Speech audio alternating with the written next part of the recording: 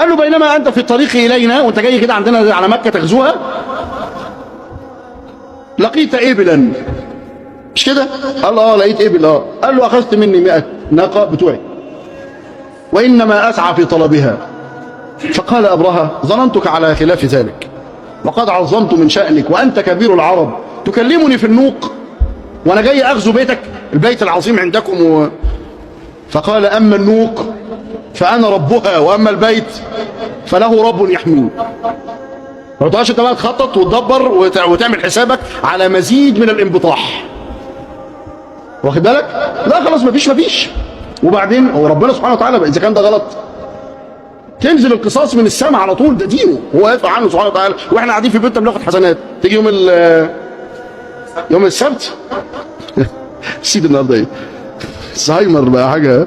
تيجي يوم السبت تيجي تلاقي نفسك انت ان شاء الله ربنا سبحانه وتعالى نسال الله عز وجل ان يمدد لنا في دعوته وان يشرفنا بالدعوه اليه وسماع كلامه. لكن يعني لو قدر يعني تبقى انت كده هتبقى قاعد في بيتك تاخد اجر وانا قاعد في بيتنا ناخد اجر ونقعد نربي الايه. ان شاء الله يكون الى خير باذن الله. برضه النظره السوداء برضه احيانا تلاقي ايه، ما تبقاش نظرتك دايما ايه ان هو كلها سودة وكلها، انما الله عز وجل يفرج سبحانه وتعالى من حيث لا تحتسب، ما تعرفش هتفتح ازاي.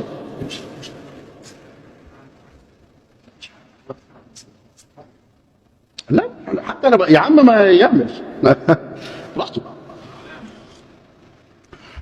طيب انتوا واخدين بالكم بقى صليتوا على النبي؟ خلاص احنا كنا قاعدين مع الراجل المتوكل الاسرائيلي وحاجه كده متعه التوحيد، نسال الله عز وجل ان يمتعنا واياكم بتوحيده. يصل الانسان الى هذه المرحله اذا تشبع بالتوحيد، يقوم بعد كده ما يضرش، ما تلاقيش عنده شيء. عشان كده صمد المسلمون في مواضع كنت تتعجب، مش ممكن ابدا حد يصمد فيها. الامه دي يا اخواننا صدر هذه الامه خاض حروبا واسس دوله سهم لها التاريخ. اتعجبوا الدنيا كلها، اتعجبت حصل كده ازاي. وصمدوا في مواضع، يعني الاثر سيدنا ابو موسى الاشعري رضي الله عنه يقول كنا مع رسول الله صلى الله عليه وسلم في غزاه فمشينا حتى تكسرت اصابع ارجلنا وسقطت. ايه ده؟ ولا يبالي، اروح اربطها بحته قماشه ولا حاجه واقعد شويه لحد ما تخف واطلع.